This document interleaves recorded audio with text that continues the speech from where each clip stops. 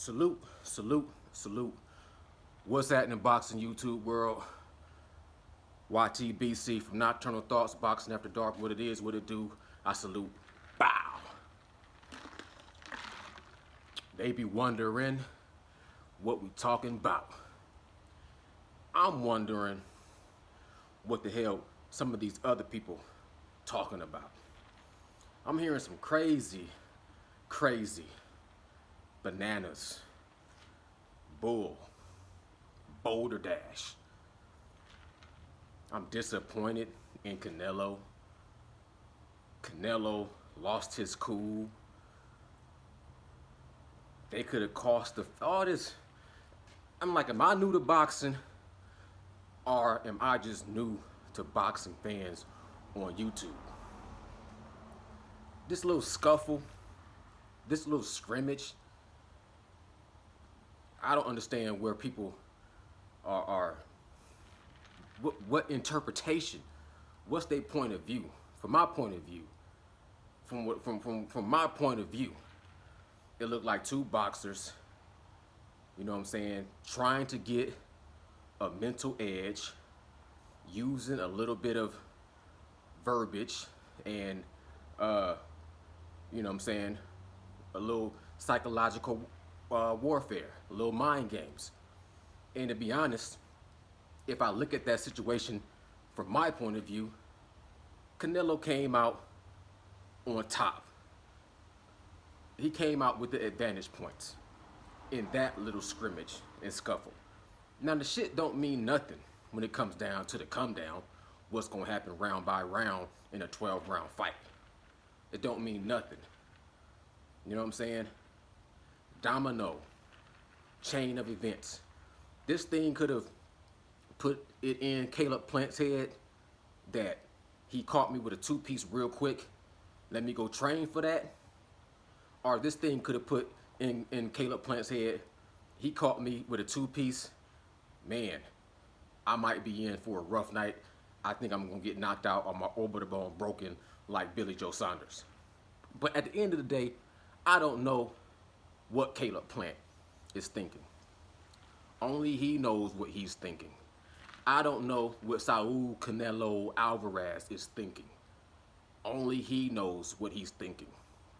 I can go off Canelo's resume and his past accolades, and I can go off of Caleb Plant's resume and his past accolades, and then draw a pseudo conclusion of what's going to happen hypothetically in my mind. Won't know what's going to go down till it go down. But based off this press conference, I can look at the press conference, analyze that, and tell you what happened at the press conference. And if you want to give Caleb Plant credit for slapping Canelo, be my guest.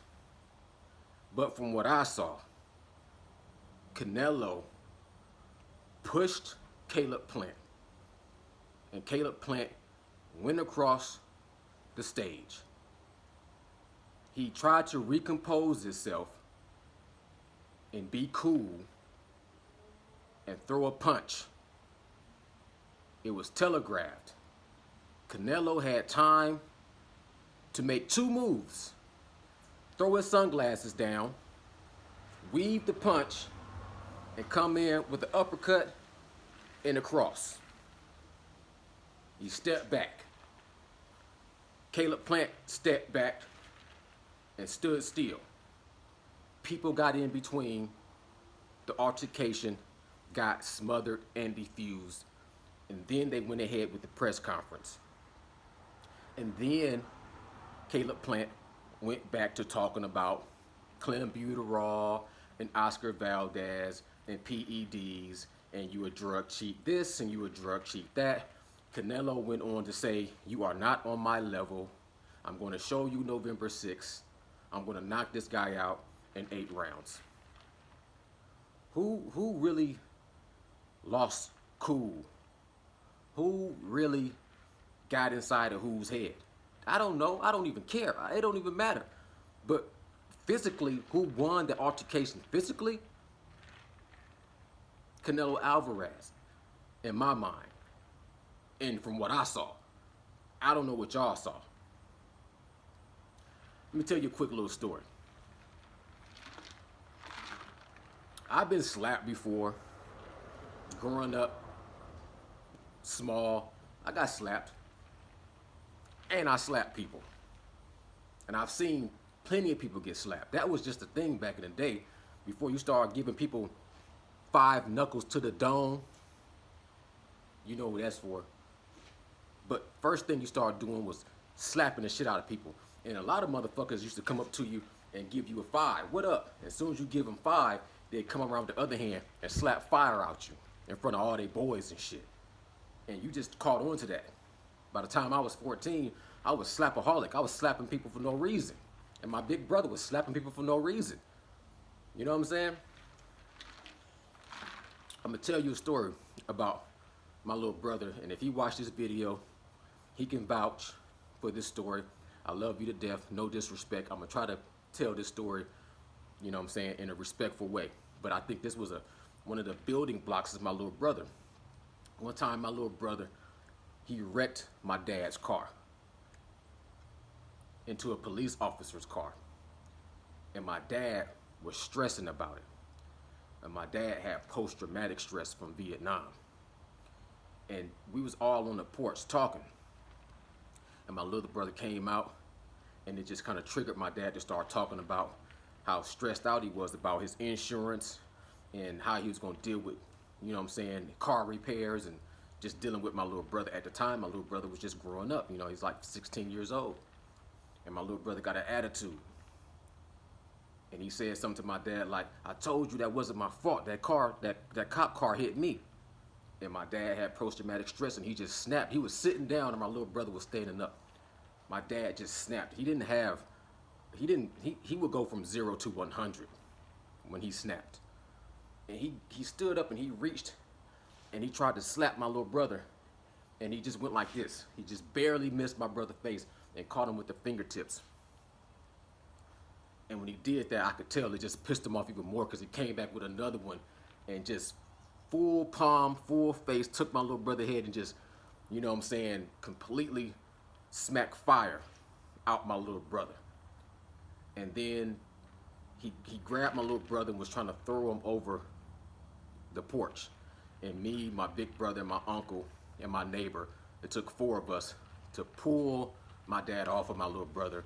And then, you know, everybody defused the situation, calmed down, and talked about it and tried to make sense out of it. But that was just growing pains for my little brother and my dad and my brother. It's just life, right? That's just what I saw happen. That's what happened. I took my little brother to the backyard and I calmed him down, and I said, man, you kind of had that coming. And they talked to my dad and calmed him down. Now, if my dad would have took that first swing and he barely missed my little brother's face, and I would have seen my little brother lean back and come up and hit my dad with a 2-piece, and then we would have got in between and broke everything apart, I would be here telling a different story. I would say, man, my dad snapped, tried to swing on my little brother. My little brother dodged back and whop, whop, caught him. Caught him with a little hit, and caught him with an overhand slap. And I'd be like, man, my little brother got the best of my dad that day. But that's not what happened. That's not the story. The story is, he swung, he missed, he came back with a faster reflex and caught him the second time. Caleb Plant swung and he missed. He caught him with a little bit of a fingertip. Then he got caught with 2 punches, or 2 slaps, or 2 hits. And he stepped back and he kind of froze up a little bit, and then everybody got in between. That's what happened. What's going to happen in the fight? We shall see, hopefully. I look at Caleb Plant to Canelo Alvarez kind of like how I looked at Robert the Ghost Herrera against Floyd Money Mayweather. It's like Caleb Plant is talking about his whole life story, talking about his whole mission statement, and how his whole career has led up to this one point. And he's talking about, he's up on his high horse talking about the clean sport and how he's not a cheat and how he's willing to go to the top and crash and burn. He reminds me of Robert the Ghost Herrera talking about, you know, how Floyd Money Mayweather, his main two talking points for Floyd Money Mayweather he was a woman beater, and he was talking about his message to how Jesus Christ is the Lord and Savior. And that's cool. He was bringing, the Robert Ghost Herrera was bringing this kind of, this energy to that fight. Like, I'm the good guy, you the bad guy, you beat women, I'm preaching about Jesus Christ, and I'm going to show the whole world, you know what I'm saying, what my whole career led up to fighting you, I'm going to win. But obviously, you could see that the bright lights, the big show, the stage, the moment was just too big, and he wasn't totally prepared to fight Money Mayweather. And he was on a lower level than Money Mayweather. He was a good dude with a good heart and a good message, positive, but a little bit out of his league and a little bit on a high horse. That's how I looked at the Ghost Herrera against Floyd Money Mayweather. And that's kind of how I look at Caleb playing against Canelo. He has a good heart. He has a good message. He won a clean sport. He's anti-PEDs, supposedly, even though we know about the whole snack situation. And he's talking about how, you know, he went through fire. And he went through some traumatic things. He lost his daughter. He dedicated that belt to his daughter. I give him nothing but credit and props. But his main 2 points, to me, are irrelevant. When you keep talking about the drug cheat, that's cool to use that as ammunition and to try to get up. That's a good tactic to use against Canelo. But it's old news, and it's irrelevant to what's going to happen in the ring. If you choose to fight him, I wouldn't be focused on 2 years ago clenbuterol scandal. I wouldn't be focused on Oscar Valdez and him being able to fight without suspension or consequences to whatever he was taking. If I was Caleb Plant, that would not be my focus. Now, if he's using that as some kind of mental warfare, cool. But if you're just going to stay focused on that, and you're not focused on the true task at hand,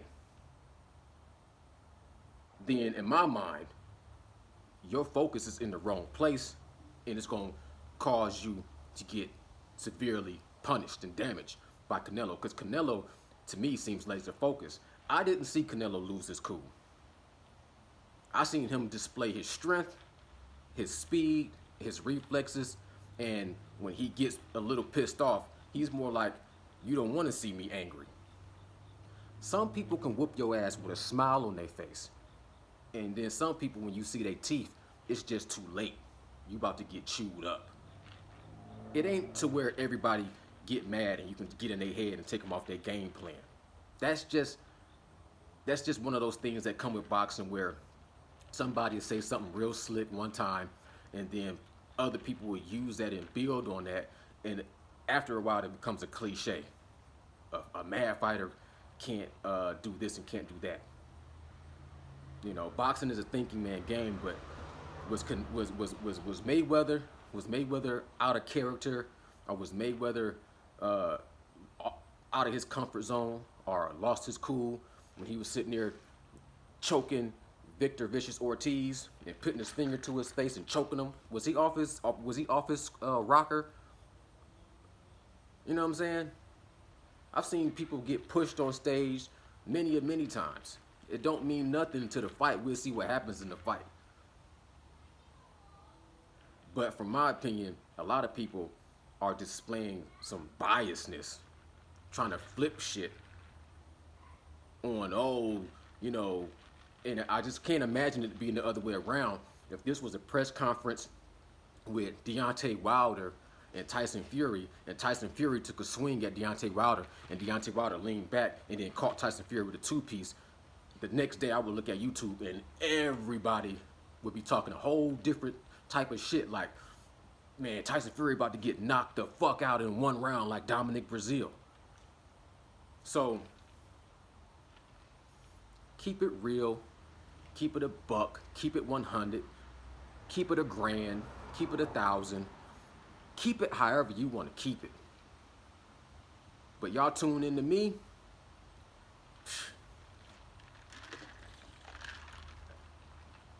they be wondering what we talking about. Nocturnal Thoughts, man. I salute y'all. Bow. I'm gone.